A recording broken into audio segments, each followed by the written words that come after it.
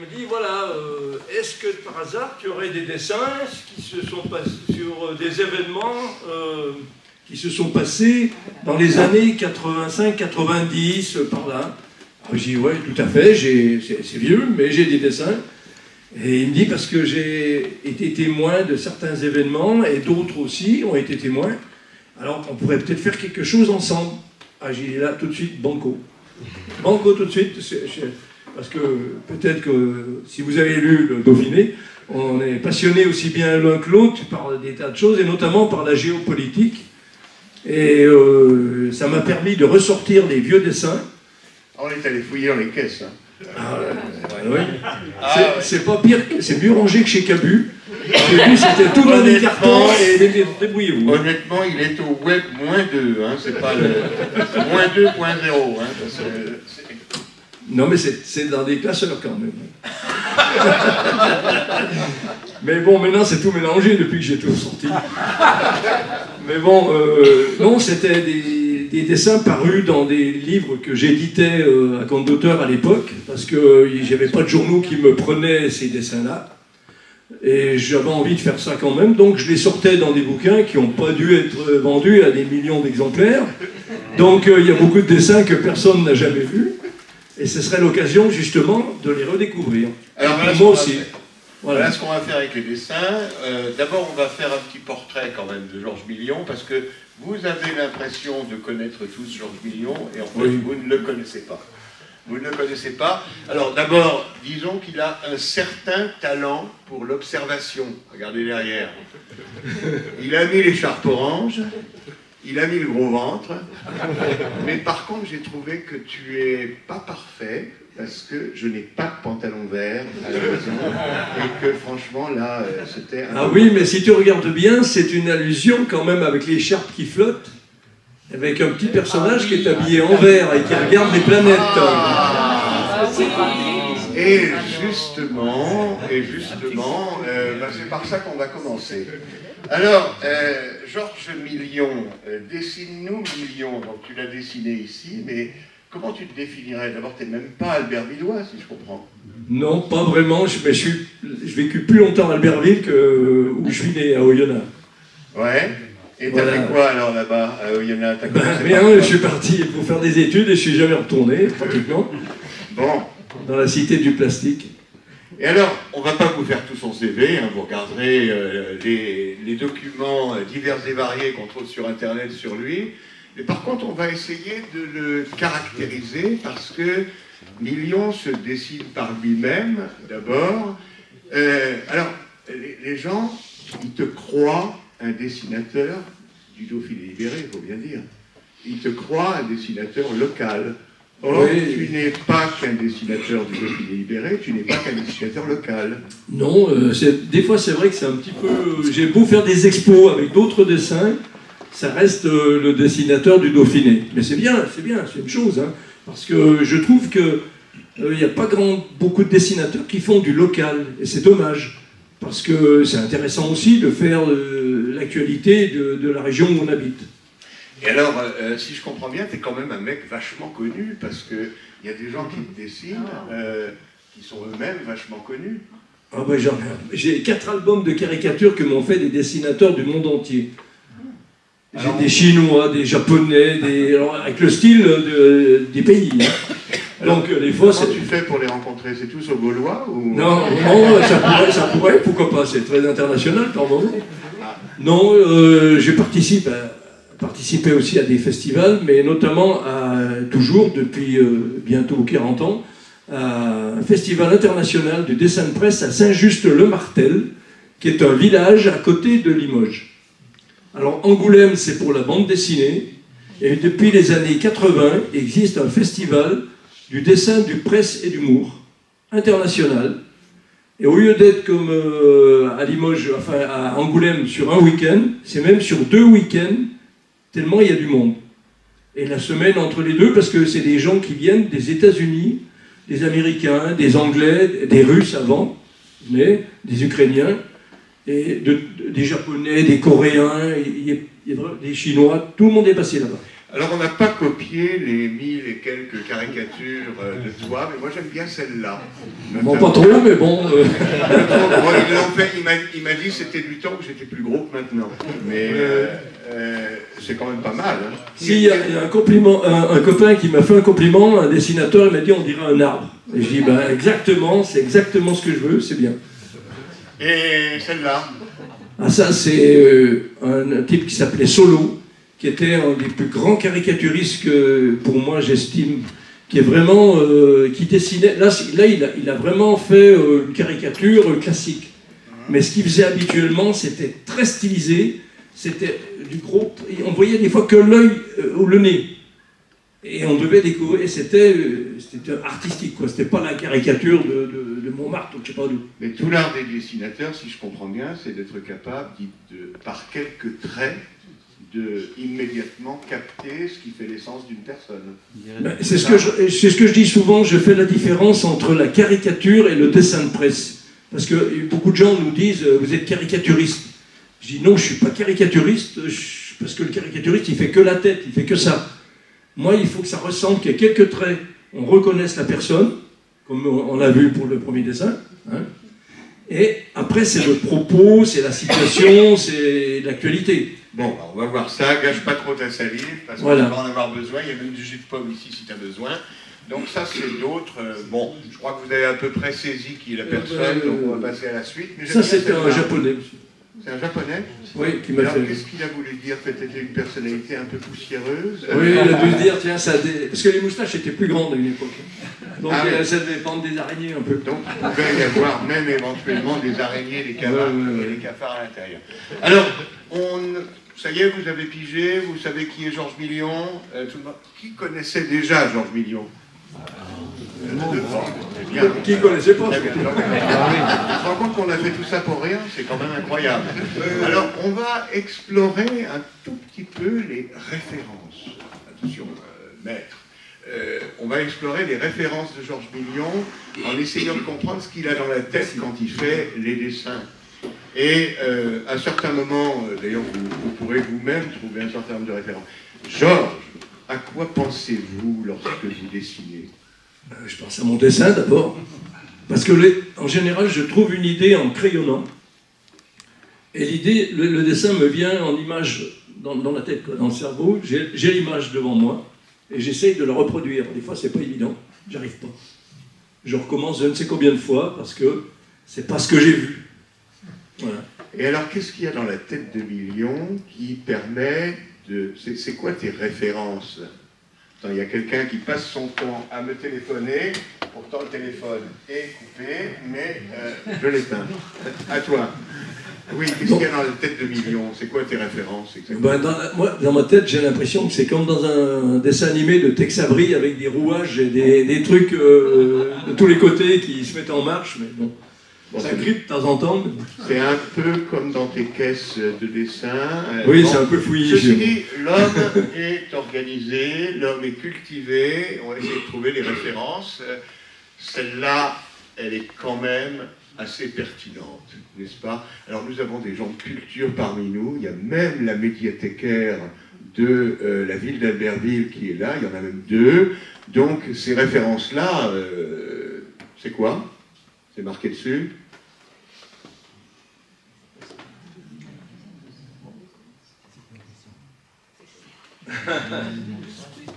Non, mais c'est la phrase qui est... C'était la phrase... Il s'est inspiré de quoi? C'était quoi le message? Alors, ce que je voulais vous faire dire, mais tant pis pour moi, hein, c'est que chez Georges Million, il y a à la fois des références littéraires. Et celle-ci, elle est forcément très connue. C'est celle de qui? De Malraux, ministre de la Culture, qui présente le siècle à venir en disant il sera spirituel. Et lui, il a pris ça comment? Un autre sens du spirituel. Donc, référence littéraire. Celle-ci, par contre, qui est plus petite, je ne peux pas l'agrandir malheureusement. Savez-vous qu'elle est parue dans Le Monde quand? C'est au mois de novembre, par là. Au mois de novembre, en page 1 du Monde. Et est-ce que là, vous arrivez à trouver la référence de Georges Million? Molière. Pardon? La leçon d'anatomie de qui? De Rembrandt. Absolument.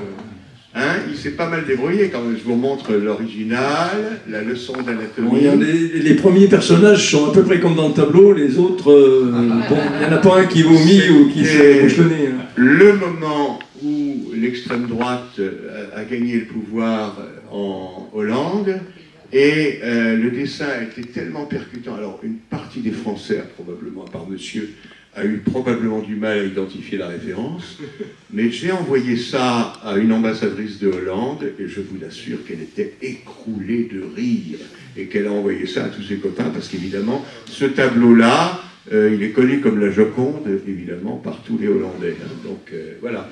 Bon, il y a d'autres références encore, c'est lesquelles, celles-là? Molière. Comment? Le Tartuffe de Molière, bien évidemment. Qu'est-ce que tu voulais, mettre, que vouliez-vous exprimer dans ce dessin? Je pense que c'était à l'époque où on parlait déjà de répression, comme d'habitude, en Iran, et il fallait la cacher, parce que par rapport à... Bon, maintenant, ils ne cachent plus rien du tout. Hein. Ils font, et puis c'est tout. Mais peut-être que là, et en fait, là, il est en couleur, ce dessin, et le bas du... Je ne sais pas comment ça s'appelle, de la robe, ou de je sais pas quoi, et il est rouge sang, normalement. Mais voilà, donc c'est caché, c'est... Voilà. C'est comme il disait, je refais beaucoup de références, et notamment, là, c'était Tartuffe, cacher cette répression que je ne saurais voir, quoi. Alors, moi, ce que je voudrais dire, parce que vous verrez régulièrement, et notamment dans une des parties un petit peu plus tard, on va interrompre par un certain nombre de souvenirs de 3 personnes qui sont dans la salle, dont moi. 1979, moi j'avais une copine qui était à Villiers-Saint-Frédéric. Villiers-Saint-Frédéric, juste au bout de la rue de Villiers-Saint-Frédéric, il y a Naufle-le-Château. Et elle m'emmène et elle me dit, tu vois là, il y a quelqu'un qui va sauver l'Iran. Et parce que à cette époque-là, je faisais partie d'Amnesty International, et nous cherchions à libérer un certain nombre de prisonniers. Il faut se souvenir que la SAVAK, qui était la police politique du Shah, exécutait à la tronçonneuse un certain nombre de gens, et que Khomeini passait pour être le sauveur possible avec une révolution qui changerait les choses.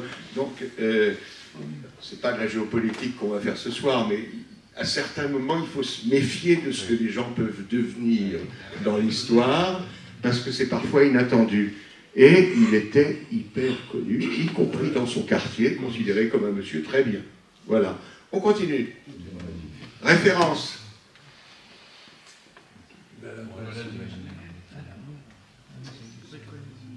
Ouais, ça peut être le malade imaginaire, ça peut être le médecin malgré lui. C'est quoi exactement? Tu te souviens quand tu l'as dessiné ou pas? Ben sûrement, c'est ce que tu dis. Hein, parce que moi, je me souviens. Comment? Moi, je sais plus tout ce que j'ai fait, mais bon... là, c'était bon avec Erdogan, ça... c'est un petit peu ma tête de Turc, je vais dire. C'est ta tête de Turc, et visiblement, d'ailleurs, oui, il en a... Alors, on en indique 2 ou 3 sur la Turquie, parce que... mais ceci dit, on aurait pu faire un bon paquet. Peut-être bien l'Iran aussi, j'ai l'impression. Et alors... on passe à d'autres types de références. Qui va trouver?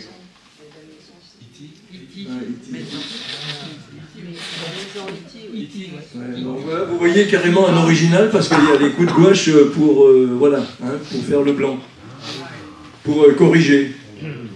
Ouais, voilà.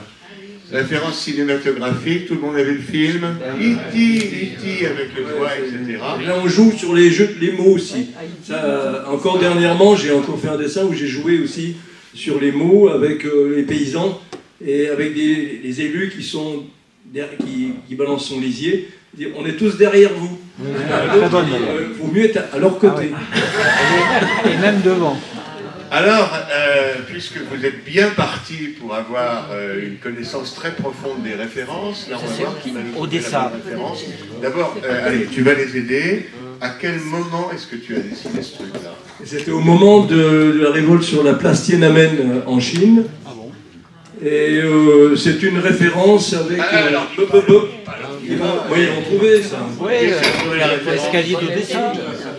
Eh oui, oui. Le croiseur Potemkin de Eisenstein, grand film soviétique, s'il en est. Et alors comment tu fais là? Tu frimes, tu vas à la médiathèque et puis tu fais semblant de les connaître par cœur ou tu les connais pas? Non, mais j'ai été responsable à un moment du ciné-club d'Albertville, de la Maison des Jeunes. Je suis allé 8 fois de suite au Festival de Cannes. J'étais un passionné de cinéma, depuis je ne vais plus au ciné. Donc littérature, cinéma, moi j'aime bien, c'est bien. Dr Knock. Alors, livre ou film, Louis Jouvet ou autre, effectivement, le Dr Knock. Et ceci est effectivement le propos de ce soir, ce qu'on a appelé pompeusement une conférence commentée. On va faire ce qu'on peut. Parce que c'est, en gros, est-ce que ça chauffouille ou est-ce que ça glacouille? On va s'intéresser à la géopolitique. Là, vous ne le voyez pas bien, je suis désolé, parce qu'on l'a piqué sur Internet. J'aime bien la référence aussi. Là, c'est à quel moment, ça? Ça, c'était une demande du don du sang d'Albertville pour une exposition. Et j'ai fait plusieurs dessins dans ce style-là. Et on avait fait une expo avec un copain italien, parce qu'ils étaient jumelés à Caoste aussi. Alors parce que ça n'est pas un dessinateur local, mais c'est un dessinateur ancré dans sa localité et qui joue un rôle important, tout comme il est entré dans les fins détails de la culture savoyarde. Ça, c'était pour le Covid. Oui, pour le Covid. Voilà. C'est... oh mon Dieu, vous croyez que c'est mieux ou pas? Non, c'est moi... mieux, donc on vous croit. Pour toi, ça va pas. Ah non, moi ça va pas, j'y vois plus rien avec la vidéo. Pardon? Faut remettre la lumière, sinon je vois plus rien avec la vidéo. Ah oui, on va remettre la lumière. Merci. Oui. On va remettre la lumière. Alors, je sais pas qui c'est qui a touché la lumière, mais... Pas suffisamment, effectivement, et ça donnera... Merci. Alors, juste pour dire que ces références, oui, il y en a des savantes, mais il y en a aussi qui sont beaucoup plus classiques, populaires, et qui rassemblent absolument tout le monde comprend. Mais je trouve qu'il y a quelque chose... Alors, si j'étais Jacques Chancel et que j'interviewais Georges Million, je dirais « et Dieu dans tout ça », parce que j'ai l'impression quand même que tu as vécu une sacrée culture religieuse. Est-ce que c'est le cas? Je suis un peu comme tout le monde, hein. On est tous allés au caté, t'es enfant de chœur, et puis on a une culture judéo-chrétienne, ça ne peut pas l'empêcher. Et c'est vrai que moi, souvent, bon, la scène, tout le monde l'a fait, même en publicité et tout ça, c'est un tableau. Moi je dis, c'est même pas par rapport à ce qui s'est passé religieusement, mais par rapport à un tableau. Ouais. D'accord. C'est un tableau. Enfin, ceci dit, tu t'excuses, mais on a quand même l'impression qu'il y a pas mal de références religieuses. En tout cas, mais ça fait partie de notre culture, enfin de la culture que j'ai eue aussi religieuse. Voilà. Et le Judas de Mitterrand, là, on se souvient peut-être plus qui c'est. De toute façon, ce soir, nous avons décidé de parler de politique étrangère. Donc, on va très peu revenir là-dessus. Mais là, c'est politique étrangère en l'occurrence, puisque c'est... Thatcher. Margaret Thatcher qui veut des sous. Monsieur le Président de la Maison de l'Europe, c'est beau l'Europe, mais quand même les sous, c'est pas mal. Donc, voilà. Après, c'est qu'Orban reste. Bon, il persiste le bougre.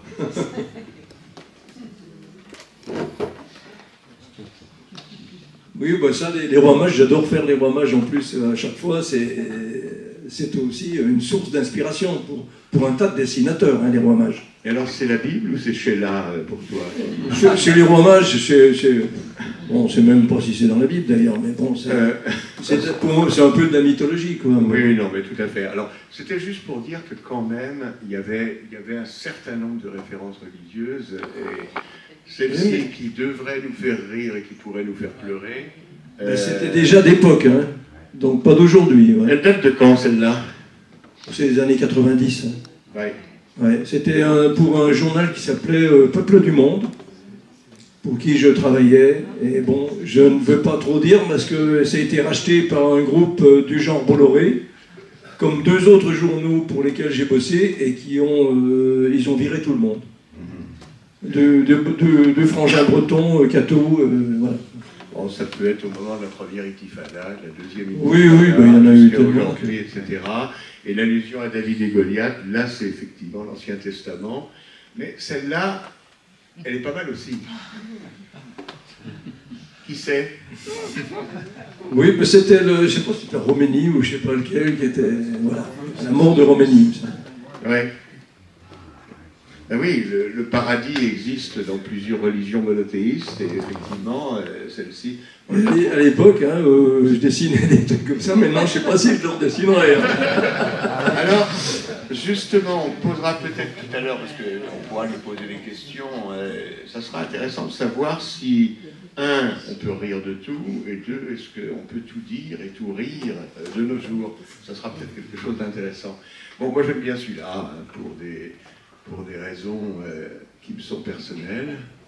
C'est une autre forme de religiosité. Cette fois-ci, on est dans les fakirs ou dans les sadhus de l'Inde, hindouiste. Est-ce que tu te souviens à quel moment tu l'as fait? Parce que c'est hyper important, ça. Vu le style, c'est dans les années 90, pour moi, ça. Ouais. Non, des Indiens qui avaient fait des essais nucléaires. Oui, c'est très important parce que tout à l'heure, on va toucher un tout petit peu plus à la géopolitique. En fait, les puissances nucléaires, c'est une poignée de puissances, dirait-on, autorisées sur la planète. Certains se sont autorisés d'eux-mêmes assez rapidement. Certains, y compris, c'est le cas d'Israël par exemple, sont des puissances nucléaires. Et il y a eu un lanceur d'alerte qui, un jour, a dénoncé le fait que ça soit une puissance nucléaire. Et ce lanceur d'alerte, qui s'appelle Mordechai Vanunu, est actuellement en prison, depuis ce moment-là.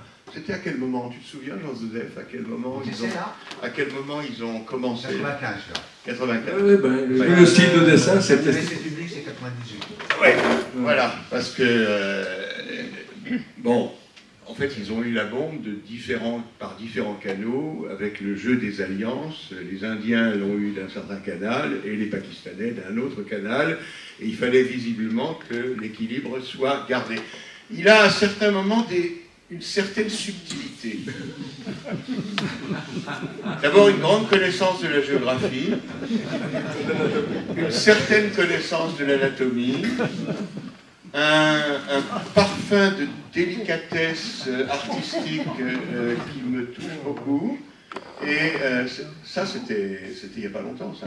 Non, c'était quand, pendant la guerre d'Ukraine, au début de la guerre en Ukraine. Mais ça fait très longtemps que, en regardant les cartes géographiques, je me dis, mais personne n'a fait ce dessin, mais personne n'a jamais rien fait. Si on enlève la Norvège, voilà. Il y en a une qui est plus longue que l'autre. Bon, ceci est un dessin d'actualité. Qu'est-ce qui vient de se passer aujourd'hui? Oui. Aujourd'hui, la Suède a, semble-t-il, sauf erreur de ma part, a été acceptée à l'OTAN par tous les pays. Et le pays qui bloquait, c'était quoi? La Hongrie. C'était la Hongrie qui bloquait, et apparemment, tu vois, t'aurais pu... Non. C'était la Hongrie ou la Hongrie? Pour l'OTAN, c'est la Turquie, et le Conseil européen, c'est la Hongrie. Oui, on a amené notre dictionnaire, donc on va pouvoir confronter un certain nombre de souvenirs, notamment, mais avoir une référence, c'est le Wikipédia de la géopolitique qui sera, on vous le présentera tout à l'heure. Bon, alors, c'est pas tout ça, mais c'est à vous de bosser. C'est à vous de bosser parce qu'on vous a fait un petit quiz, tu peux t'asseoir 2 secondes quand même. On vous a fait un petit quiz de façon à ce que vous puissiez repasser un peu toute cette période-là que, grosso modo, si je vois vos têtes, nous avons plus ou moins tous vécu. Alors, on a commencé à 1989, il y aura une petite incursion avant 1989, mais pourquoi on a commencé à 1989? Qu'est-ce qui se passe d'important en 1989? Le mur de Berlin? Oh ben, vous pouvez y aller parce qu'il y en a un paquet. Hein. La chute du mur de Berlin. Fin de la guerre en Afghanistan, qui avait commencé en 1979. Quoi d'autre? le début de Solidarność en Pologne, etc., etc., le bicentenaire de la Révolution française. Bon, c'est un moment qui est un moment tournant, et notamment parce qu'il y a un scientifique américain qui s'appelle Fukushima, ou Fukuyama, qui prédit qu'à ce moment-là, on va assister à la fin de l'histoire. La fin de l'histoire, puisque visiblement le mur tombe et on se dit qu'il n'y a plus personne pour pouvoir faire un modèle alternatif. Or, la prophétie était visiblement pas tout à fait exacte, puisque ça aurait été au chômage, mais visiblement ça a continué derrière. Alors à vous maintenant, vous allez essayer de vous souvenir, et je vous disais, il y a une petite incursion avant 1989.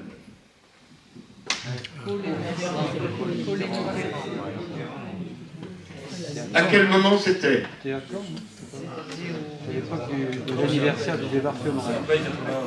82. Allez, lancez-vous. Gagné, Georges, tu as de la mémoire. C'est effectivement 1984, et qui se souvient de l'occasion? L'anniversaire du débarquement. Jean-Marc, un collab sur les questions de germanisme et La d'autres. réconciliation franco-allemande. D'où au Mont, absolument. Et alors, il y avait une légende derrière. Tu te souviens de la légende? Oui, c'était « Nous avons la même hauteur de vue ». Bon, on continue pour vous secouer un peu les neurones. Là, Henri-Georges, tu n'as pas le droit de parler. Les autres peuvent s'exprimer. Qu'est-ce qui s'est passé d'assez important à ce moment-là?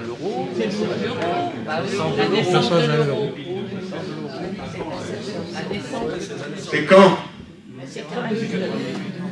2002. 1999. Et ça passait après quoi? Il y avait quelque chose avant. L'écu. L'écu. Hein?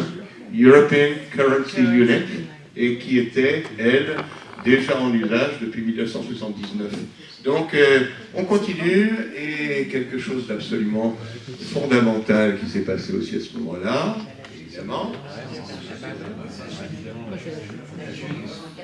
La chute du mur de Berlin en 1989. Quel était le musicien qui jouait magnifiquement du violoncelle au pied du mur?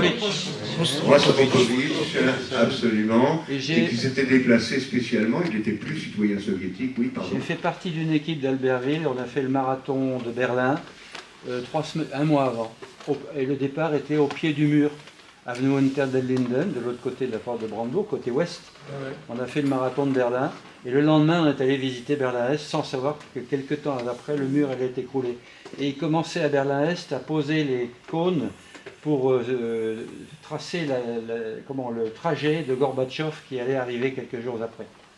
Donc c'était un événement historique pour nous. C'est un événement absolument fondamental. Ce mur, il avait été placé quand? 1961, il avait été placé, et Erich Honecker, qui était le président de la RDA, c'était le secrétaire général du Parti communiste, mais a justifié au moment de son procès, puisqu'il a été jugé, Erich Honecker, il a justifié la construction du mur de Berlin en disant qu'il avait souhaité éviter une troisième guerre mondiale au moment où le mur s'est construit.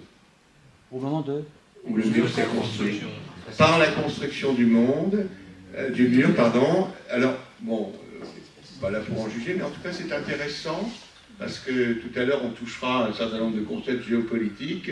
C'est intéressant d'entendre également cette version-là, soit-elle juste ou soit-elle inexacte. Moi j'aime bien celle-là, mais ça évoque quelque chose de terrible. C'était quoi?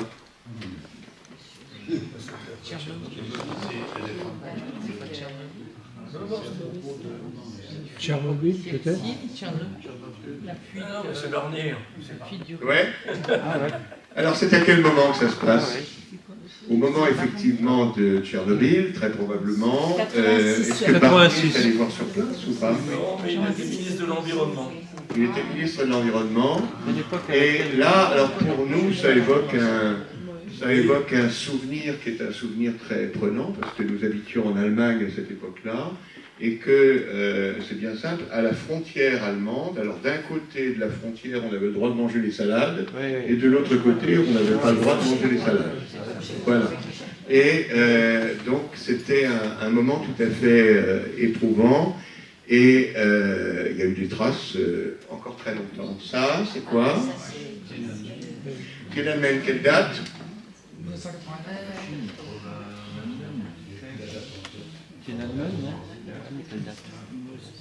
1989 aussi. Ça faisait partie des choses extrêmement importantes. Et pourquoi est-ce que ça a été très important? Parce qu'en fait, c'était le premier mouvement populaire important dans une Chine qui n'avait a priori rien connu de tel depuis la révolution culturelle. Et donc, il y avait une sorte de glaciation jusqu'à ce moment-là. On reviendra dessus, puisqu'il y a un autre dessin un petit peu plus tard. Jean-Joseph, comment s'appelait le bonhomme qui était en... C'était quel président, là? Non, il n'était plus président. Deng Xiaoping. Il était déjà à la retraite. Bon. Mais c'est lui qui a pris la décision. Lui qui a pris la décision, et on reviendra tout à l'heure sur ce que ça signifie. Je devais être au courant, parce que tu vois... Il devait être au courant. Toi Non, aussi, non, mais pour l'avoir fait, ouais. C'était pas lui qui était au pouvoir malgré tout, mais il était derrière, quelque part. Alors justement, comment tu fais pour des trucs comme ça? Tu lis les journaux tous les jours, beaucoup ou... Non, pas spécialement.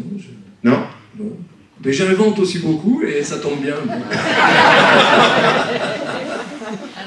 Bon, autre chose, ceci se passe un an après quoi? Oui, ça c'est après les tours, les Manhattan. La chute des tours jumelles.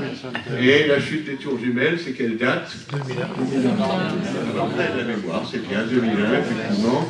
Il y en a qui se souviennent. Est-ce que vous vous souvenez de l'endroit où vous étiez?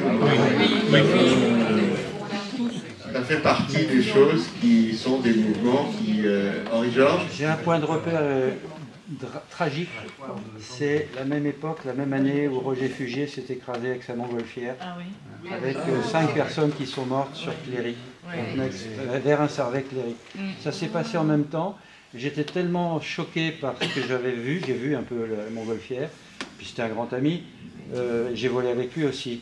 Quand il y a eu les Twin Centers, je suis resté pendant un mois sans regarder les images. Je n'ai pas voulu regarder les images tellement j'avais été choqué par le décès de Roger. Voilà, alors nous avons à un moment donné habité les États-Unis à peu près à cette époque-là, et c'était un choc extraordinaire dans la population américaine, parce qu'ils se sont rendus compte d'un coup qu'ils n'étaient pas invulnérables. Ils étaient persuadés. Il y a un scientifique français qui a d'ailleurs publié un livre sur le sujet, qui titrait de façon un peu cruelle « They deserved it », ils l'ont mérité, et qui était Baudrillard, je ne sais pas si vous vous souvenez, qui avait fait cela. Mais le dessin, c'est pas au moment des tours jumelles. Non, non, il y a eu des émeutes après, à New York, assez graves. Et ça, c'est un dessin qui était paru dans TC, dans Témoignages chrétiens, à l'époque, je travaillais pour eux. Et voilà. Mais c'était par rapport à des émeutes qui avaient lieu à ce moment-là.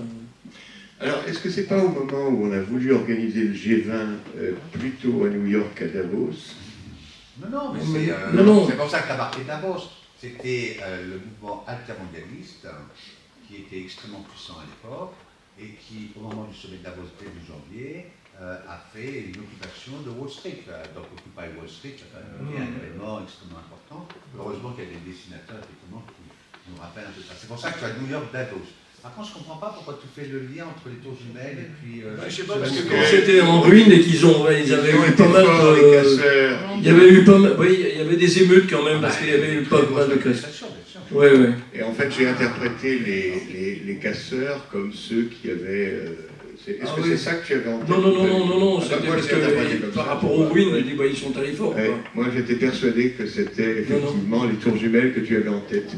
Est-ce que vous vous souvenez de qui étaient les deux personnes que vous voyez à votre gauche? Oui, Roumanie. Et Ceausescu et Madame, qui ont été jugés, comme le dit le dessin, de façon un petit peu expéditive. Et est-ce que vous vous souvenez quel jour c'était? Noël, pas très loin de Noël. C'était le jour de Noël.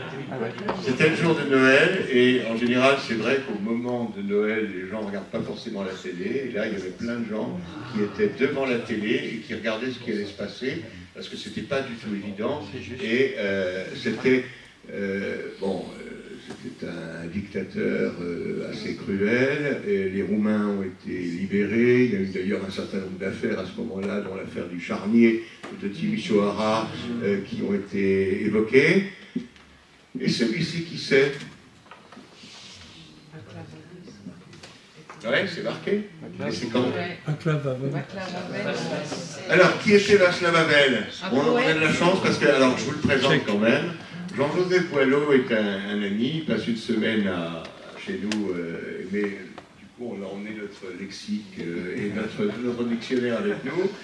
Il a eu la chance, vous connaissez peut-être son ouvrage qui s'appelle Chine d'Afrique, Chine, Inde, Afrique, mais il a aussi vécu à Prague. Et alors, tu nous racontes, c'était quoi? Qu'est-ce qui s'est passé à ce moment-là? C'est l'élection de Václav Havel en décembre 89. Il est élu pour la première fois président.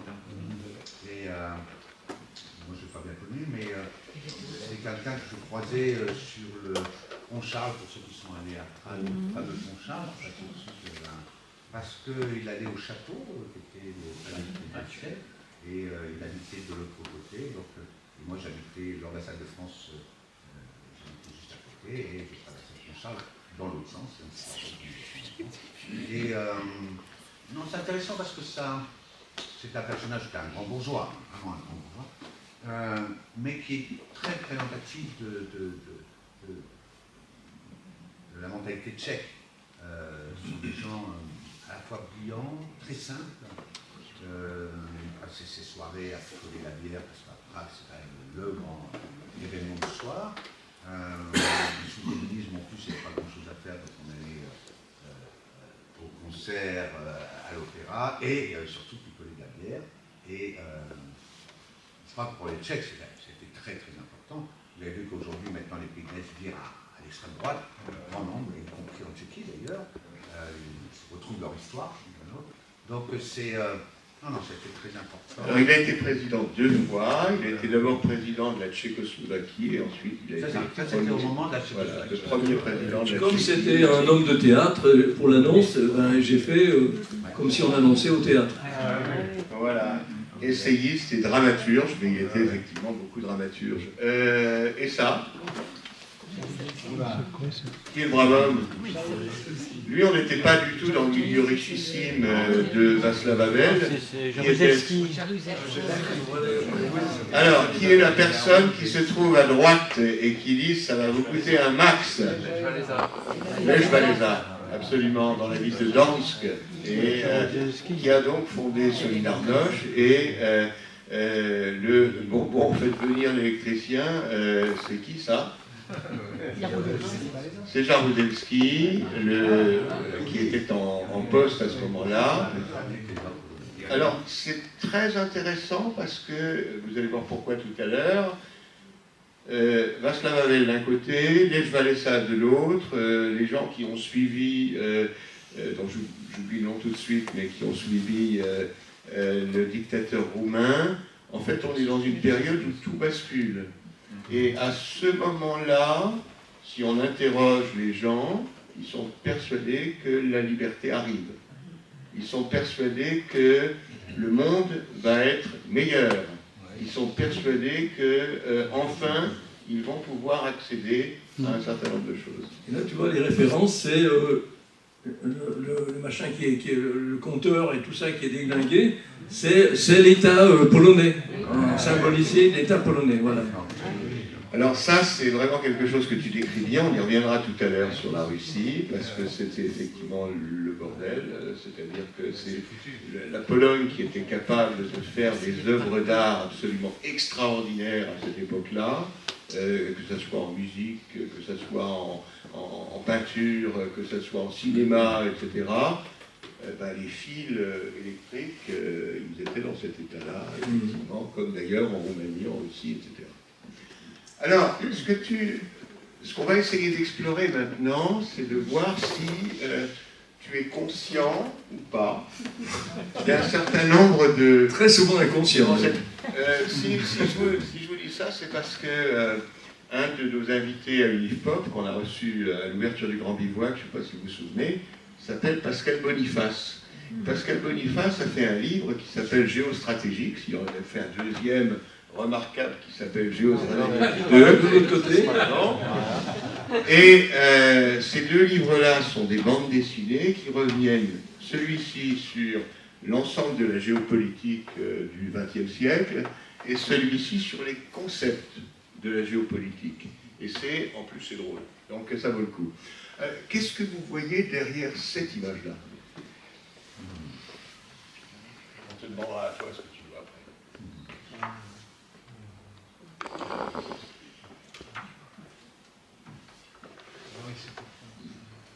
Et les dates en dessous vous donnent la réponse. Oui.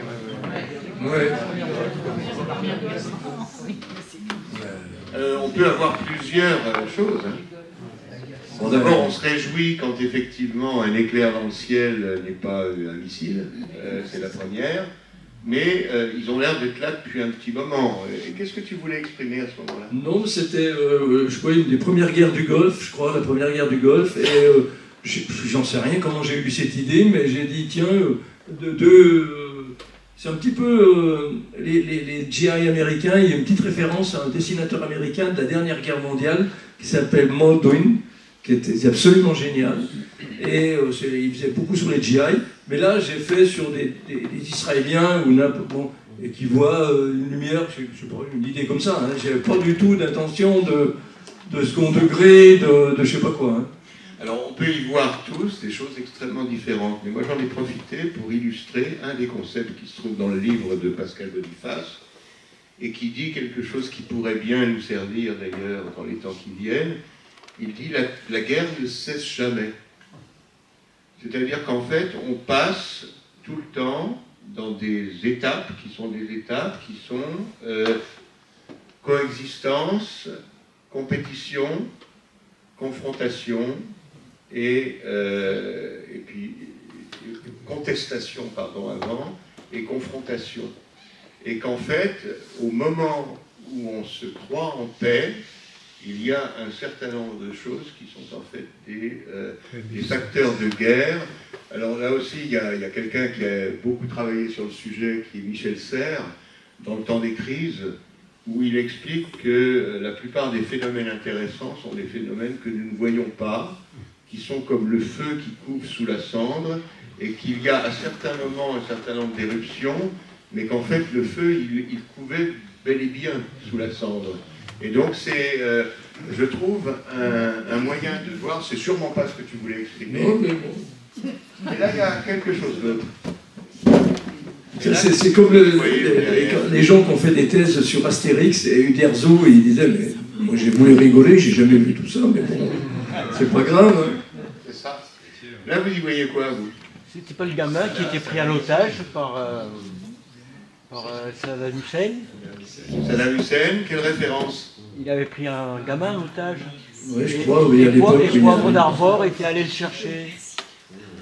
C'est pas ça? Alors, c'est effectivement, je pense que c'est la deuxième guerre en Irak, hein, c'est donc la guerre où la France n'a pas participé. Oui. Grâce à Jean Chirac. Alors moi, j'y vois un autre concept qui est un concept extrêmement intéressant développé par Pascal Boniface, qui est le concept du roman du monde, ou de la version, on dit. Chaque fois, bon, on est plusieurs à avoir vécu à l'étranger ici, et quand on vit dans des cultures différentes, on s'aperçoit que les récits du monde sont des récits extrêmement variés. Notamment, il y a un livre très connu sur l'histoire qui s'appelle « Comment on raconte l'histoire à nos enfants » de Marc Ferraud, et qui montre que le récit national, ou la vision qu'on a de soi, est complètement différente d'un pays à l'autre. Et je trouve ça extrêmement... C'est pas du tout ce que tu avais en tête. Je sais plus. Non, mais Et en tout cas, c'est tout à Oui, fait une manière de... Oui, mais c'était un peu ça quand même, oui, c'est ça. Et c'était le cas, justement, on reviendra tout à l'heure sur la Russie soviétique, c'était le cas, ils étaient dans un autre récit. Mais Jean-Joseph, qui revient de Chine, où il a passé 3 semaines, la semaine dernière, il y a quelque temps, s'aperçoit aussi que le récit qu'on a en Chine, ou le récit qu'on a en Inde, ou le récit qu'on a aux États-Unis, n'est pas le même que le récit que nous racontons. Et donc, c'est aussi, bon, UNIFOP, c'est aussi un lieu où on aime bien réfléchir sur ces choses-là, ça s'appelle la décentration, c'est essayer de se considérer comme une manière de voir le monde, mais il y a d'autres manières de voir le monde, et elles sont en concurrence. Et ça, qu'est-ce que tu voulais dire par là? Ben là, c'est clair, c'était le massacre après Tiananmen, là, et bon, on a continué à faire du trafic, du commerce avec la Chine, comme on le fait encore malgré les Ouïghours, malgré un tas de choses. Et donc, mais ouf, j'ai eu peur qu'on boycotte, quoi. Sanction quand on veut. C'est à peu près ça, hein, quand on veut, et avec certains, et pas forcément avec d'autres, c'est aussi... Et là, dans la même série...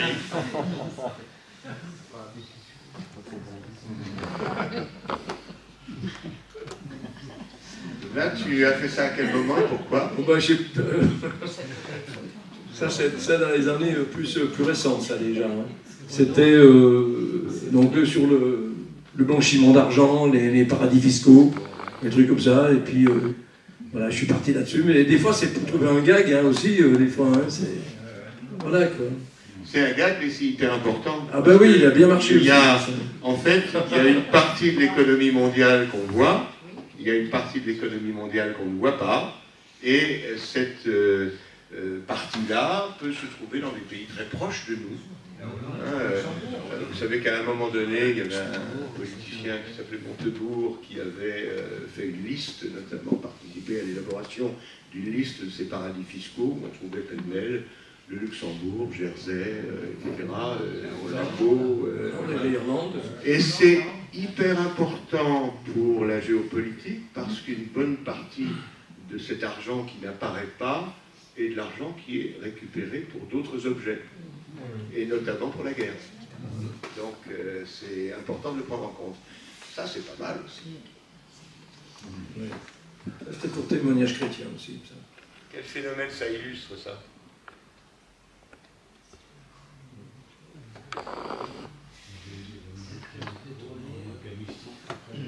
Ben Laden. Oui, ça peut être Ben Laden, ça peut être les talibans, c'est-à-dire que quand on veut se débarrasser des Russes, on fournit des armes et on nourrit les talibans, et après, ben, et voilà, ils vomissent sur la gueule de ceux qui les ont nourris. Quoi. Ça, c'est Ben Laden quand même. Oui, d'abord, il en a la barbe, effectivement, et puis 2001, c'est les tours jumelles, et tout le monde sait que c'est Ben Laden qui est derrière les tours jumelles, et qu'il est réfugié en Afghanistan, parce que c'est le début de cette nouvelle guerre par Bush, c'est Bush à l'époque, qui décide d'aller se venger en attaquant... Mais les talibans, au départ, Ben Laden avait été nourri par les Américains. Mais les talibans aussi. Alors, c'est le fameux effet rebond, ou effet boomerang, qui fait qu'à certains moments, on croit faire quelque chose d'intelligent en tripotant un petit peu la géopolitique d'un endroit, et on se prend le truc dans la figure quelques années après, avec intérêt. Est-ce que peut-être ça vous rappellerait un événement plus récent, très récent, qui se passerait au Proche-Orient? Le Hamas. Eh oui, le Hamas, soutenu à un moment donné et qui désormais dérange sérieusement ceux qui pourtant ont aidé à le soutenir à un moment donné de façon délibérée. Ouais. Surtout en Afrique aussi. Et là, en Afrique aussi au Sahel. En Afrique aussi au Sahel que la Russie intervienne pour chasser par exemple la France. Oui, tout à fait. Ben, justement, vous aurez d'autres exemples. Ça, c'est également un dessin sacrément important. Pourquoi tu as fait ce dessin? Parce que je me suis aperçu que les pauvres qui étaient là au milieu, ils étaient déchirés entre je ne sais combien de pays, là au milieu. Et c'était l'occasion de le faire avec les barbelés, quoi, finalement. Bon, hyper important, les Kurdes cherchent leur indépendance depuis le Xe siècle. Et donc c'est un pays sans État. Et en fait, c'est ça, toute la géopolitique est faite de difficultés entre des pays qui n'ont pas d'État et qui sont partenaires. Bon, là aussi, hein, mais ça, c'est ton côté militant oui, mais en même temps, j'ai trouvé que c'était... mais je l'ai recommencé, je ne sais pas combien de fois ce dessin, parce qu'il ne me plaisait pas à chaque fois. Et à chaque fois, je voulais le refaire. Alors, il illustre plusieurs choses. Non, mais c'est simplement, oui, la liberté, puis le racisme et la ségrégation aux États-Unis. Donc, bon, j'ai trouvé que derrière la liberté, vivent dans l'ombre de la liberté. S'ils sont noirs, peut-être c'est parce qu'ils ont vécu derrière dans l'ombre, quoi. Oui, et le dessin d'après est un dessin qui creuse encore le message. Est-ce que vous vous souvenez du moment où ce dessin pourrait avoir été fait? L'arrivée de Christophe Colomb. Alors, ce qui est marqué en haut, ça ne devrait pas être en anglais, c'est In God We Trust. C'est la devise américaine. Et en fait, ça devrait être en espagnol, hein, ou en génois d'ailleurs. Mais c'est l'arrivée de Christophe Colomb. C'est la célébration, donc c'était les 500 ans, c'est ça? Les 500 ans en 1992. Et là, qu'est-ce que vous y voyez quoi derrière ce dessin, vous?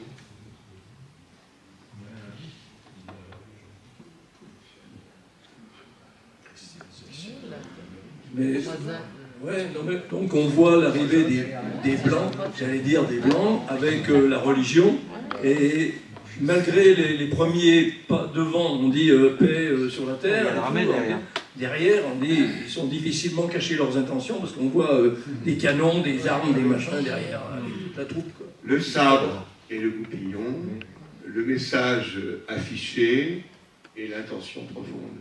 Et c'est quelque chose qu'on retrouve dans tous les conflits à l'heure actuelle de la même façon. Ça, j'aime bien.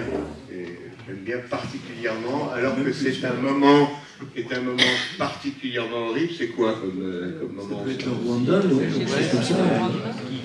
Moi, je sais pas. Quelle date, vous vous souvenez à peu près? 1994. Hein, les Tutsis qui ont été, pendant la colonisation belge, considérés comme plus importants que les Hutus, qui ont été favorisés, qui à un moment donné ont immigré, veulent revenir vers le pays, et là il y a un massacre épouvantable. Mais regardez le dessin de droite, on ne va pas parler ce soir du génocide des Tutsis. En revanche, regardez le dessin de droite, parce qu'il est extrêmement intéressant. Qu'est-ce que c'est? Pensez à Kouchner. C'était quoi le concept? Le droit d'ingérence. Le devoir ou le droit d'ingérence, c'est-à-dire qu'il faut y aller ou il ne faut pas y aller. Voilà. Et ça, c'est également quelque chose qui marque énormément la géopolitique, et singulièrement aujourd'hui, ça semble être débattu dans les journaux sur un autre conflit. C'est là où je trouve que franchement, tu vas fort à certains moments. Là aussi, c'est pas. Qu'est-ce que tu voulais faire à ce moment-là? Rien, je voulais faire une allusion à la vache folle en Angleterre, pays civilisé, et où les vaches, elles crèvent de maladie. Et là, il dit, je sais pas si vraiment j'ai envie d'être civilisé, quoi. Parce que... Alors, tu me disais que tes dessins sont régulièrement utilisés par des manuels scolaires. Pas tous, hein, mais certains sont dans les manuels de 4e et 3e en histoire-géographie. Et puis certains sont étudiés en cours, parce que j'ai eu des mails des fois d'étudiants, d'élèves de Strasbourg ou de je sais pas d'où, qui me disaient, voilà, on a travaillé sur vos dessins, qu'est-ce que vous pensez? On a mis ça, ça. Moi, je me dis, bon, d'accord, c'est bien. Mais j'ai jamais voulu dire tout ça, mais bon, c'est pas grave. On va être gentil avec eux, voilà, quoi. Et puis, voilà, donc, c'est des dessins qui partent un peu partout, qui sont étudiés, voilà. Mais tu n'as jamais voulu dire tout ça, mais tu le dis fort bien, derrière. le concept de produit intérieur brut, le concept de richesse apparente monétaire, avec le concept de développement humain, la différence qu'il peut y avoir à un certain moment entre la pauvreté et la misère, et la pauvreté n'étant pas nécessairement une misère, c'est un sujet de débat extraordinaire, ce dessin. On pourrait y passer la soirée. Hein. Il y en a plein d'autres. Donc on continue. Celui-là, c'est le même. Il faut continuer. Oh, celui-là, il est sympa aussi. Hein. Et quoi? Vous vous souvenez de la date ou pas? Ouais, dans les nombreux États africains, la date, elle importe peu parce que... Alors c'est beaucoup plus récent, 2017. 2017. Pourquoi c'est intéressant? C'est intéressant au même titre que l'ayatollah Khomeini tout à l'heure. Robert Mugabe était un leader, qui était un leader révolutionnaire, qui était un leader qui a participé à la libération de son pays, qui était la Rhodésie du Sud, et il s'est avéré être une affreuse crapule ensuite. Et donc c'est un peu les retournements de l'histoire, de la même façon. Il faut se méfier à certains moments. Ambroise. Et le Mugabe révolutionnaire, ben Bob Marley l'a chanté. Hein. Il ne faut pas oublier ça. Donc c'était vraiment un libérateur, un dieu. Mais par la suite, il a viré de bord. Voilà. Donc ça aussi, c'est tout à fait intéressant. Alors on arrive à la dernière partie, mais elle est assez longue et on va y participer à plusieurs. Et c'est la partie qui nous avait déterminé à faire ça ensemble au départ. C'était les souvenirs partagés. Souvenirs partagés, alors juste là, un très court moment, ça c'est des photos à nous, tout simplement. C'est-à-dire qu'en 1992, je suis nommé dans un pays qui s'appelle la CEI. Mais quoi la CEI? Ça s'appelle la Communauté des États indépendants. C'est un pays qui n'existait pas avant et qui n'existe plus maintenant, et qui était l'ex-URSS. L'URSS était tombée l'année d'avant, et nous arrivons dans un pays qui est un pays où... Georges fait du russe aussi, et donc dans le Kutuzovski Prospekt, il y a, qui est une grande avenue de Moscou, il y a un certain nombre d'endroits qu'on appelle des ghettos. Et dans ces ghettos, eh bien, figurez-vous, où Jean-Joseph habitait également, on était voisins en fait à cette époque-là, eh bien, il y a des micros. Il y a des micros, il y avait des micros, un certain nombre de ces micros ont été débranchés, ou de toute façon il n'y a peut-être plus personne pour écouter, mais lorsqu'on veut commander un téléphone pour la France, par exemple, eh bien, il faut réserver à 2h du matin. C'est ma chère épouse qui réservait à 2h du matin. Et à 2h du matin, elle demandait « Je veux réserver une communication téléphonique pour la France ». Et là, il y avait forcément un traducteur qui était prêt à 8h du matin pour pouvoir nous écouter. Et un de nos collègues, tu t'en souviens peut-être, un certain François, lui avait un petit ami norvégien, et donc il passait de temps en temps du français au norvégien. Et en téléphonant, il entend à un moment donné « Si vous parlez dans une langue que nous ne comprenons pas, nous interrompons la conversation. » Au moins c'était clair. Et y compris, alors il y avait des branchements qui étaient des branchements un peu soviétiques, comme tu expliquais tout à l'heure, qui étaient parfois un peu aléatoires. Et donc il arrivait, en tout cas c'était une légende urbaine à Moscou entre les expatriés, qu'on entende le voisin dire « passe-moi le poulet », parce que en fait, il y avait un certain nombre de choses qui... Voilà. Alors, plus sérieusement, en fait, on s'est amusé, depuis l'année 1992, à écrire un journal familial, qui doit être épais comme ça maintenant, et qui s'appelait à l'époque « Le Petit Moscovite », et qui avait plusieurs versions, et qu'on a écrit tout au long des années, les petits Californiens, les petits Indiens, etc. Et qui était... Et là, on va surtout parler de cette époque-là. Moi, je la trouve remarquable, cette image. Tu voulais dire quoi et pourquoi? Rien, non, c'était la rivalité entre le pouvoir du Kremlin et le Parlement, à l'époque, donc, qui a fini par les chars. Et bon, en ville, il n'y avait plus rien à manger, il n'y avait plus rien dans les magasins, il n'y avait plus rien du tout, quoi. Donc les gens se traitaient de vendus, mais il n'y avait plus rien à vendre.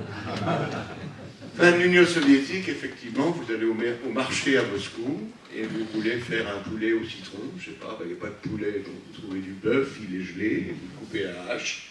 On vous le coupe à la hache, il n'y a pas le choix d'ailleurs.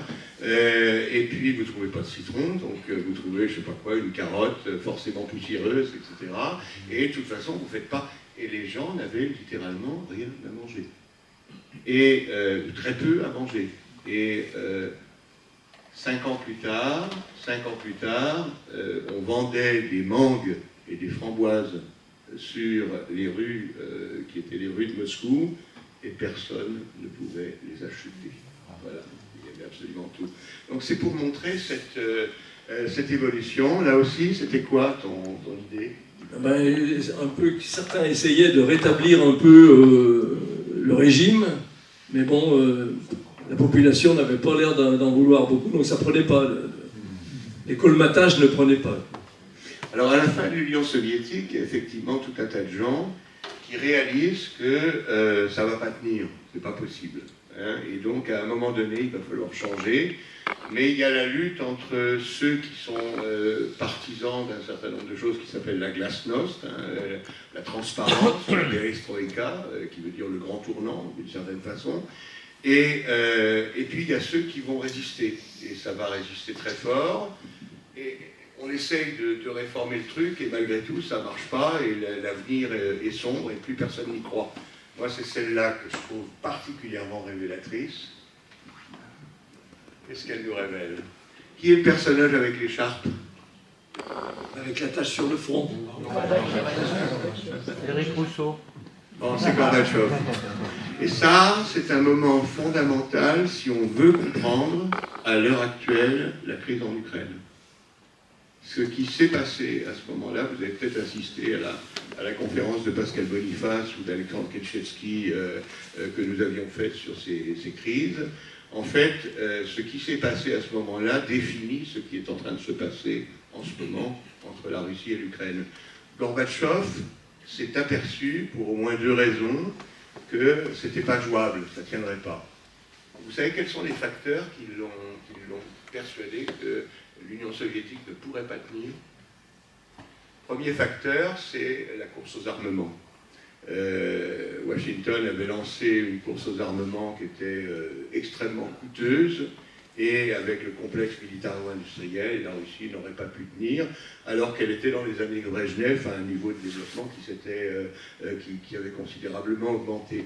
Mais le deuxième facteur, c'est encore plus étonnant, c'est l'informatique. C'est-à-dire que l'informatique commençait à jouer un rôle important dans les pays de l'Ouest, et Gorbatchev s'est dit, mais nous, on ne va pas y arriver. Et en plus, l'informatique va complètement basculer tout notre système de cloisonnement de l'information et va mettre des données à la disposition de tout le monde, etc. Il faut qu'on change.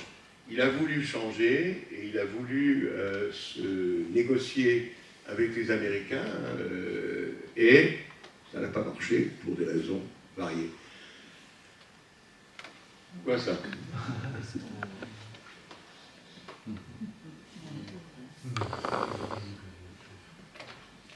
Dans les journaux, on nous disait à ce moment-là, l'Union soviétique va s'écrouler et on va conquérir la liberté. Et les Russes, qu'est-ce qu'ils voulaient la plupart du temps? Ils voulaient manger. Ils voulaient manger d'une part, et ils voulaient consommer. Et la plupart du temps, quand on discutait avec des Russes à cette époque-là, ce qui apparaissait le plus, c'était le besoin de consommation. Alors, consommation de produits alimentaires, mais c'est terrible. Est-ce que vous savez quels sont les premiers produits qu'on a vus, aussi bien dans l'Espagne franquiste qui s'est libérée, que dans les rues de Moscou quand nous y sommes arrivés, c'est-à-dire dans les années 92-93, c'était quoi? Le porno. Eh ben oui, le porno, à Moscou, en 1992, sur le fameux Kutuzovski Prospekt, qui était la grande, qui allait vers l'Arbat, pour ceux qui connaissent Moscou, le centre de Moscou, il y avait des phallus en plein air, il y avait du porno, les premiers livres que nous avons achetés en russe, c'était Lolita, Emmanuel et Histoire d'eau. Parce qu'ils avaient commencé à traduire ces trucs-là. Donc c'était...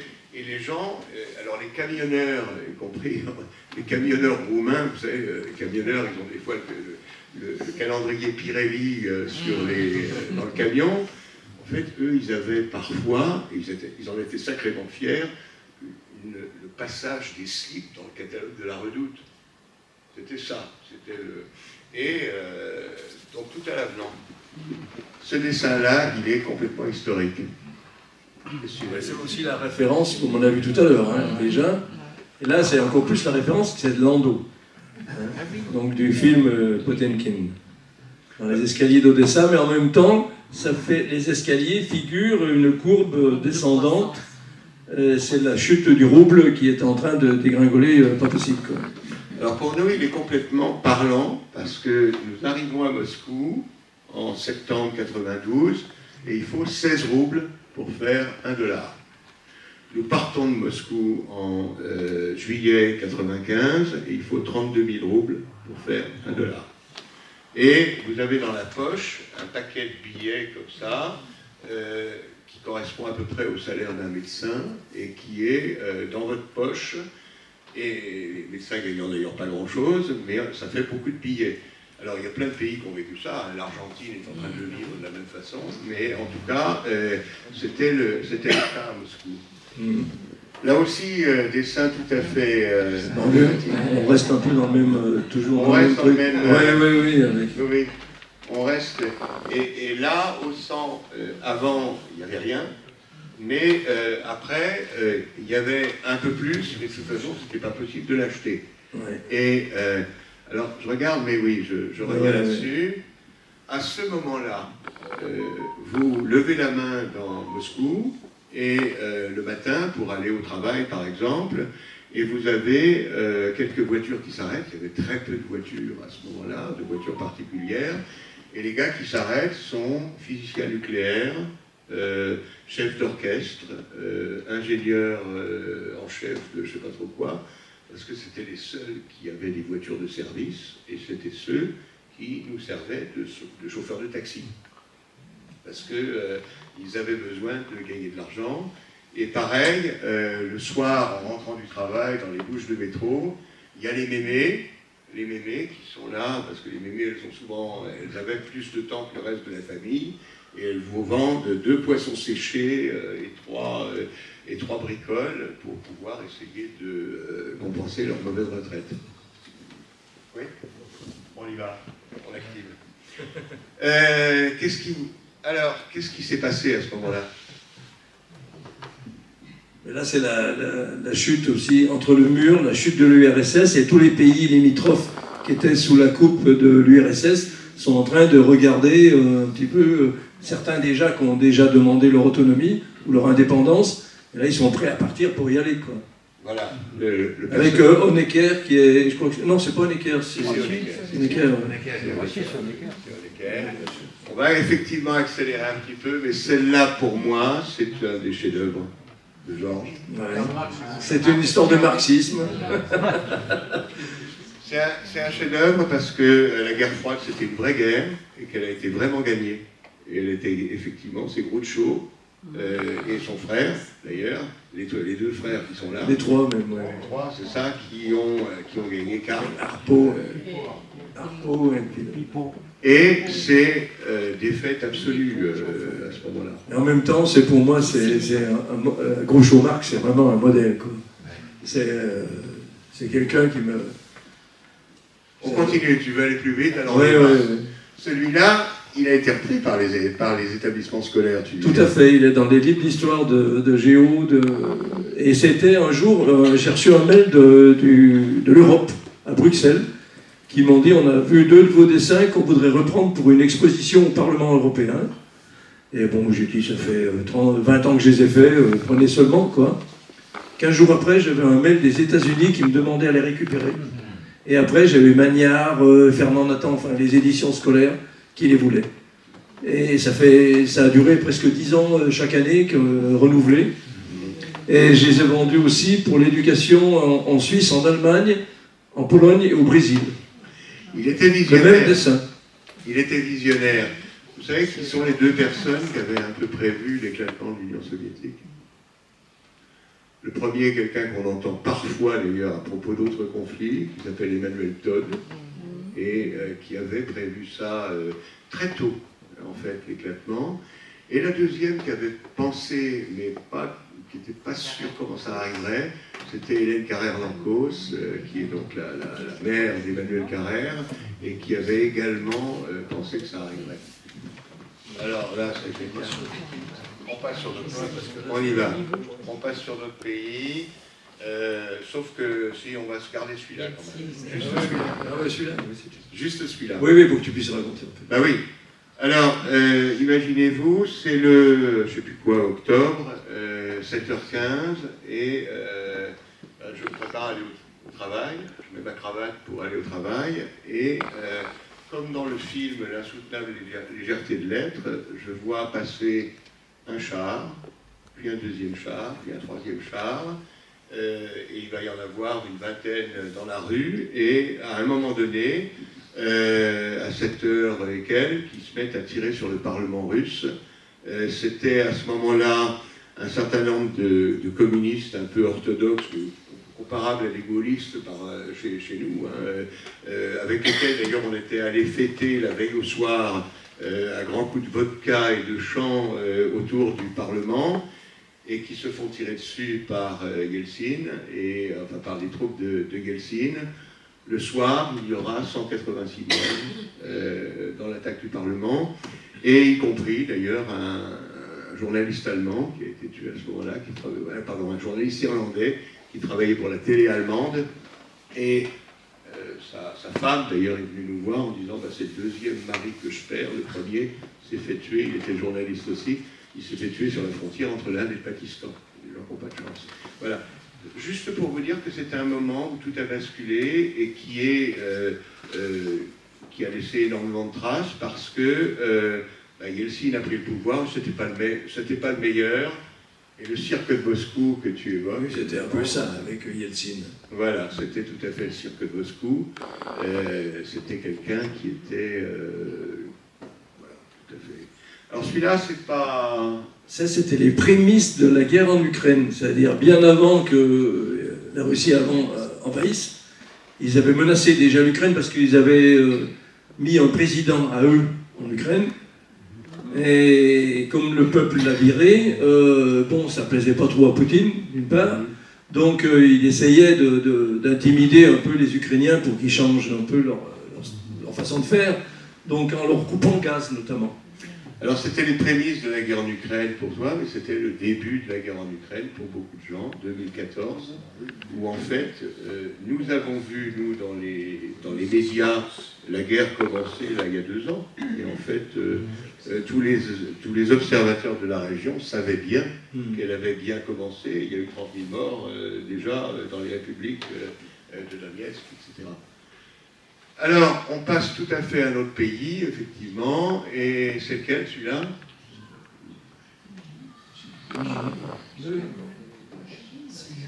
C'est où?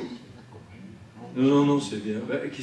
La muraille avec le portrait de Mao, c'est à Pékin, c'est place Tiananmen. Mais qu'est-ce qu'il y a de sympa dans ouais. Il y avait un titre dans le bouquin, c'est l'effet Gorbatchev. Voilà. La petite tache sur la tête, en fait, il va se passer quelque chose qui pourrait être assimilé à Gorbatchev, et qui est en fait d'une nature très différente, puisque c'est pas du tout le même phénomène, et ça ne lâchera pas de la même manière. Celui-là aussi, ça C'était un prix Nobel qu'on a accordé à un prisonnier chinois, prisonnier politique, en pensant qu'en lui donnant le prix Nobel, peut-être qu'il serait libéré. Donc lui, au moment où il a pris le prix Nobel, il a marqué youpi, mais il a continué après, comme si rien n'était, il est resté en prison. Tout à fait. C'est Liu Xiaobo, qui était un des documenteurs, d'une certaine façon, des militants des droits de l'homme au moment de Tiananmen, et qui a été mis en prison assez rapidement après, et qui est mort en prison d'ailleurs, alors qu'il a eu le prix Nobel au milieu, et il n'a jamais profité de son prix Nobel, puisqu'il n'a jamais pu aller le toucher. On continue, et je crois que Henri-Georges a peut-être quelque chose à nous raconter sur le sujet. Henri-Georges, qu'est-ce qui se passe à ce moment-là? Pour moi, c'est 14 ans d'activité. Comment? Pour moi, ça a été 14 ans d'activité, d'investissement, au détriment de ma famille, d'ailleurs, plus ou moins, parce que ça nous préoccupe toujours. Ce conflit de l'ex-Yougoslavie a été tellement tragique. On a vécu très proche de la population. On est quand même parti 43 fois, y compris pendant la guerre et après. Et on a toujours des liens avec des réfugiés, puisqu'on a quand même eu à Albertville plus de 200 réfugiés bosniens. On dit bosniens maintenant, on disait bosniaques à l'époque. Ils venaient tous de Sarajevo ou presque, avec des mamans et leurs enfants blessés. Donc on a eu beaucoup de récits, beaucoup d'histoires tragiques qui ont été difficiles à écouter, à aider aussi. Donc c'est, pour ma femme et moi et mon fils, c'est une période énorme dans notre vie. Et là, ce moment-là que tu vois sur l'image, bon, la il y a l'Europe sur le cadre des pompiers. Ben, l'Europe a été incapable d'arrêter la guerre, c'est clair. Mais en avait-elle les moyens? Par contre, elle a eu les moyens de reconstruire. L'Union européenne a été la première aide humanitaire devant l'ONU, notamment pour la reconstruction. Je ne parle pas des casques bleus qui étaient, bien sûr, qui ont fait beaucoup d'humanitaire. Il y a d'ailleurs eu 74 victimes. Trop d'humanitaire, mais ça c'était à cause des décisions politiques, notamment celle de Mitterrand, quand il est allé au début de la guerre et il a déclaré que l'ONU n'aurait qu'un rôle finalement humanitaire. Et les Serbes, quand Mitterrand a décollé de l'aéroport de Sarajevo, ont bombardé de plus belle. Ils étaient tranquilles, ils se sont dit, bon, on peut y aller, on peut continuer. C'était quand même eux les agresseurs, que je sache. Mais là, c'est un des dessins qui a été repris par l'Europe aussi, celui-là. Ah oui. Sur la guerre en Yougoslavie, et avec l'Europe qui se tâtonnait, qui disait on y va pas, et tout ça. Ouais. Et tu parles des réfugiés bosniens qui étaient à Albertville. Il y a quelques années, là, Plantum a envoyé un mail depuis Sarajevo. Il me dit ben, je viens de voir un film avec un de tes dessins, j'étais au courant. Alors bon, je n'étais pas au courant, donc du coup, il m'a envoyé le film. Et en fait, c'était un dessin que j'avais fait pour le journal des réfugiés résistants ici, qui s'appelait Libertas. Libertas. Voilà. Et donc, ben, ils l'ont pris dans le film pour faire voir le truc. Quel était le titre du film? Ah, je ne sais plus du tout. Là. Je suis resté vivant de Vaudrin, non? Je suis resté vivant, non? Peut-être, oui, je ne sais pas. C'est sur l'histoire de Sarajevo, quoi, de la guerre. Ouais. En tout cas, le titre de l'image est quand même assez savoureux. Guerre et paix, j'imagine que vous avez tous reconnu le titre de Tolstoï. Et ce vilain monsieur qui avait été fabriqué par Milosevic, c'était qui? Karadzic. Oui, Radovan Karadzic, psychiatre de son état. Il est un peu gros. Ah non? Il est un peu gros. Il est un peu gros. Oui, non, mais c'est une créature. Hein. C'est un peu comme c'est Frankenstein, quoi. Voilà. Parce que Frankenstein, c'est pas la créature, c'est le docteur Frankenstein qui a créé la créature. Condamné par le tribunal pénal international, c'est ça? Oui, Et celui-là évoquait ce que tu dis. Et Mladic aussi a été condamné. Milosevic ne l'a pas été puisqu'il est mort avant. Donc il a été emprisonné à La Haye, mais le procès n'a pas abouti puisqu'il est mort de sa belle mort, si on peut dire, hélas. Et là, ça évoque tout à fait ce que tu disais tout à l'heure, c'est-à-dire que les Nations Unies et l'Europe ont essayé d'éteindre, mais elles savaient que quand elles partiraient, ça... L'ONU n'avait pas de mandat pour défendre une partie ou l'autre contre l'autre. Ils n'avaient qu'un mandat humanitaire, donc ils étaient presque inutiles. Alors ça, c'est la SFOR, c'est pas l'ONU, ça c'est l'OTAN, ça. C'est l'OTAN. Oui. Ça, c'est l'OTAN. Parce qu'il a marqué UN dessus. Qui a arrêté oui, la non, guerre. mais moi, je mets un peu les tous. Ouais, bon. On continue. Et cette fois-ci, c'est toujours toi, Henri-Georges. Ça évoque quoi, ça? On est où, là? Schengen. Pardon? C'est pas Schengen? Ouverture des frontières, 1993. Et ouverture de quoi dans les frontières? La circulation des marchandises. Des pas de la marchandises circulation. et des Oui, mais le dessin, il a l'air d'en douter un peu, non? Oui, oui, c'est les marchandises qui passent, le Père Noël, il y reste coincé, quoi, pour l'instant. Ça reste toujours plus difficile quand même pour un certain nombre d'humains de traverser les frontières que pour un certain nombre de marchandises. Bien joué aussi. Celui-là, il est savoureux. Il est savoureux. Ah oui, l'entrée de la Turquie, Ouais. qui a toujours été une longue histoire. Quel est le premier moment où la Turquie a voulu adhérer à l'Europe? 1957. 1957, où elle demande à adhérer au marché commun. Et la demande... Oui, oui. Rome? Oui. Traité de Rome? Oui. À l'époque, Elle a demandé à ce moment-là... Déjà? Et déjà à ce moment-là, et elle a redemandé 40 ans plus tard. Et ça n'a pas été le cas. Et c'est un certain nombre d'explications à un certain nombre de choses qui pourraient encore nécessiter notre attention dans les années qui viennent, très probablement. Bon, on est sur autre chose, là. On continue. C'est Michel Barnier, ça? Oui, oui. Michel Barnier. On en a encore pour une, allez, on va dire un quart d'heure à peu près, des dessins très variés, dans des zones extrêmement variées, et puis on finira par lui poser 2-3 questions de notre part, et puis boire un coup ensemble. Hein. Michel Barnier, et qu'est-ce qui est intéressant là, c'est que le Brexit, il a été fait quand? Oui, il y a longtemps, il y a 4-5 ans. Il y a 5 ans, il y a 4 ans. Oui, 2021, je crois. Hein. Oui. Mais surtout, si vous vous souvenez bien, oui, ça a commencé avant. Il a été prolongé, enfin, le processus a été prolongé en plusieurs fois. C'est pour ça que ton dessin est vraiment très, très intéressant. Oui, parce qu'il demandait à chaque fois un délai, puis ça revenait, et puis c'est voilà. Il rend parfaitement compte de ça.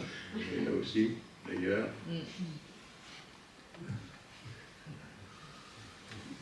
Bon, et là c'est plus récent.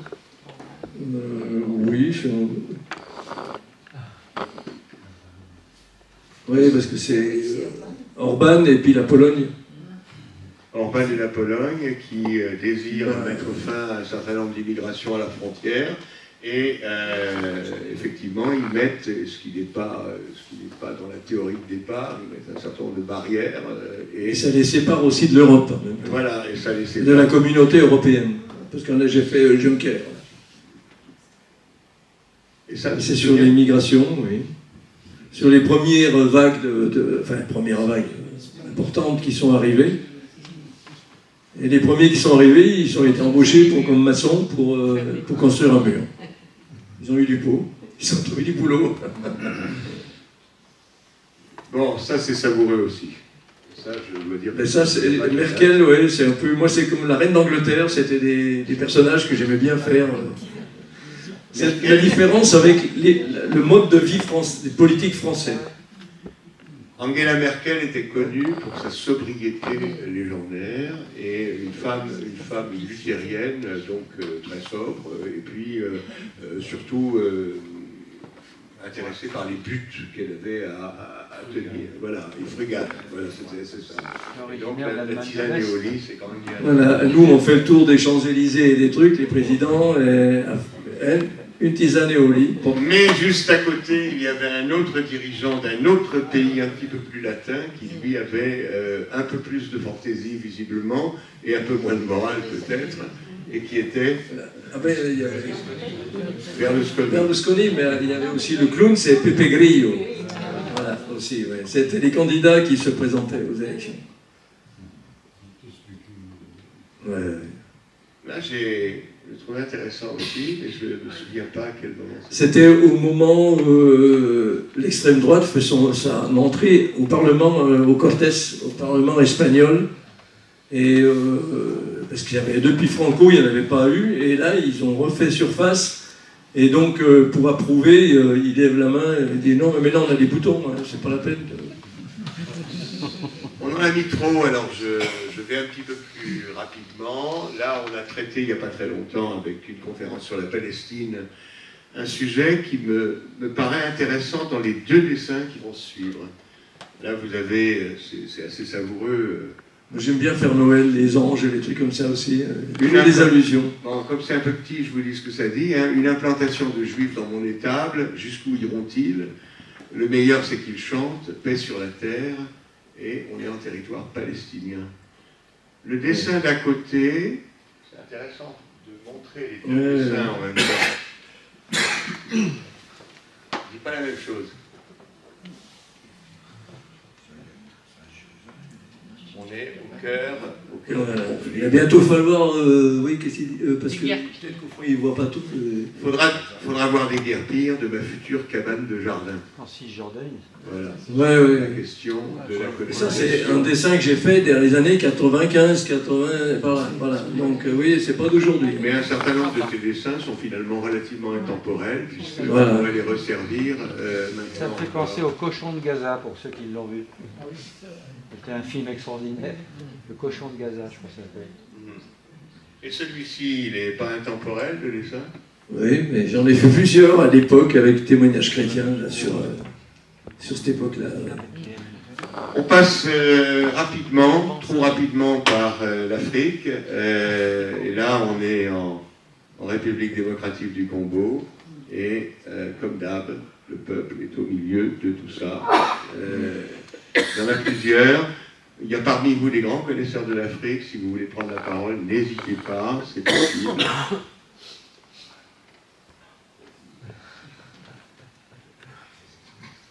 Vous arrivez à lire? Oust, tu as d'écraser le peuple, moi il me soutient. Ça commence comme ça. C'est au Zaïre. Non, oui, c'est Mobutu, le Kabila. Et là, c'est plus récent. Il y a quoi la télé? Un coup d'état, oui. Change de chaîne. Oui. Assez tragique, ça finit toujours pareil, déjà vu. Et celui-ci est savoureux au possible. Oui, c'est Bongo qui est en enfer, bien entendu. Alors vous le savez peut-être, le fils de Bongo a succédé à son père. Et ils étaient tous les deux visiblement aussi corrompus l'un que l'autre.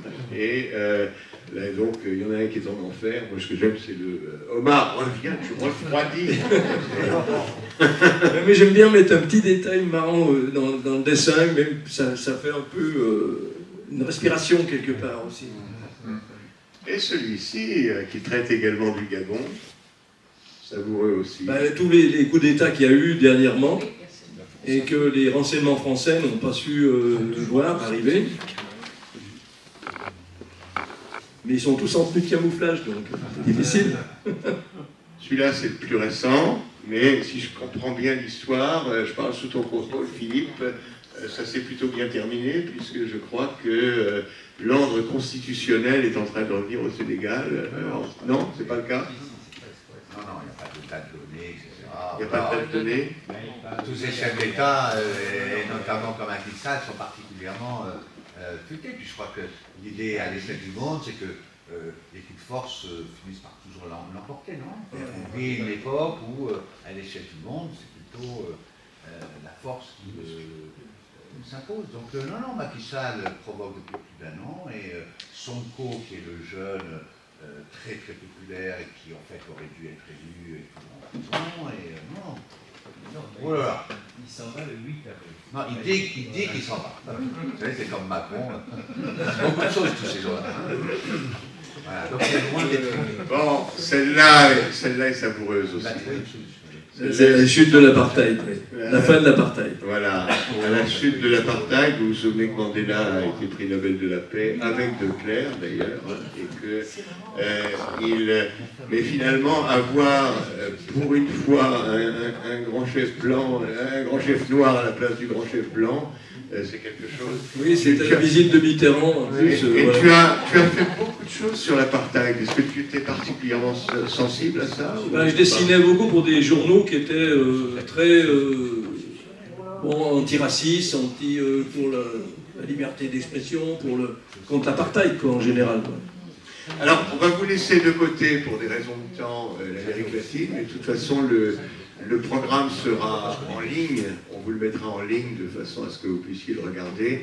Il y a toute l'Amérique latine avec un certain nombre de dessins savoureux sur Cuba, sur le Chili où Allende mettait du temps à s'en aller, sur le Chiapas où le sous-commandant Marcos a essayé de défendre les Indiens contre le gouvernement mexicain et où c'était pas facile, sur le Sentier lumineux au Pérou, etc., etc. Tout ça pour vous montrer que notre ami Georges a vraiment parcouru d'une certaine façon une belle encyclopédie autour du monde, hein, et c'est pour ça qu'on en a un petit peu trop. Alors ça c'est quand même sympa. Moi je l'ai mise celle-là parce que nous étions aussi aux États-Unis, à San Francisco, au moment de l'affaire Brenica Lewinsky. Et là, il y avait, c'était extraordinaire dans les médias américains, où c'est un peu comme le sexe des anges, on essayait de discuter, on est entre adultes ici, hein, on essayait de discuter si mettre un cigare quelque part, c'était un acte sexuel ou pas. Et certains disaient que non, et donc le président n'avait pas menti, puisqu'il n'avait donc pas fait d'acte sexuel, etc. Le pauvre Clinton ne savait plus comment s'en sortir, et tout le monde rigolait, il y avait plein de blagues qui circulaient sur le sujet. Oui. Dans les dessins, il y en a eu pas mal. Ah bah oui. Alors aussi bien américains que chez nous, quoi. Oui, tout à fait. Donc, et la pauvre Hillary Clinton, qui s'est relevée de cela après, malgré tout, a beaucoup souffert à ce moment-là. Alors, je vous passe les autres Trump, etc., parce qu'il y en a, c'est vous qui allez commenter, bon, celui-là il est rigolo aussi, mais c'est vous qui allez commenter les derniers, puisque vous y étiez pour beaucoup. Nous finissons notre périple par les Jeux Olympiques d'Albertville. Quelle date? 1992. Qui y était? Tout le monde. Oui, il y en a beaucoup hein, qui y étaient. Volontaire. Oui. Alors, là, tu as 3 dessins qui sont 3 dessins complémentaires. Pourquoi les pins? À l'époque, c'était vraiment la folie des pins. Tout le monde courait après ça, on collectionnait. Ce qui fait que le mec qui a gagné une superbe coupe, il est déçu, parce que lui, c'est les pins qui l'intéressaient. Mais il est encore beaucoup plus cruel après. Ça interroge, vous savez qu'on a fait il n'y a pas très longtemps un café débat sur les Jeux Olympiques, qui s'est fort bien passé. On a fait plusieurs avec Barnier sur les Jeux paieront les Jeux. Ça, c'est un bouquin qu'on a sorti juste avant les Jeux, avec le rédac-chef de La Vie Nouvelle à l'époque, qui était correspondant du Monde aussi, Philippe Réville. Donc il a fait les textes sur tout ce qu'il y avait les dessous des Jeux Olympiques d'Albertville, avec les candidatures de Chirac, de médecins à Nice, et Guatchel qui supportait le clash Barnier-Killy. À un moment, Killy est parti, a claqué la porte. Enfin bon, on avait fait tout ça. Et on a envoyé le bouquin, non pas à Barnier, mais à sa femme, parce qu'on a dit elle a plus d'humour que lui. Et alors la dernière photo, enfin le dernier dessin, c'est pour vous montrer combien l'être qui se trouve à ma droite est quand même un être terriblement immoral malgré son talent. Mais j'ai été embauché pour faire des dessins pour les Paralympiques à l'époque, et puis ils avaient un journal qui devait sortir pendant les Paralympiques tous les jours. Ils m'ont dit fais des dessins. Et le jour de l'inauguration, Mitterrand venait de partir parce qu'il était déjà très fatigué, mais il voulait plus s'en aller. Les mecs de l'hélico ont dit Monsieur le Président, il faut partir, il va faire nuit, on ne peut plus voler après.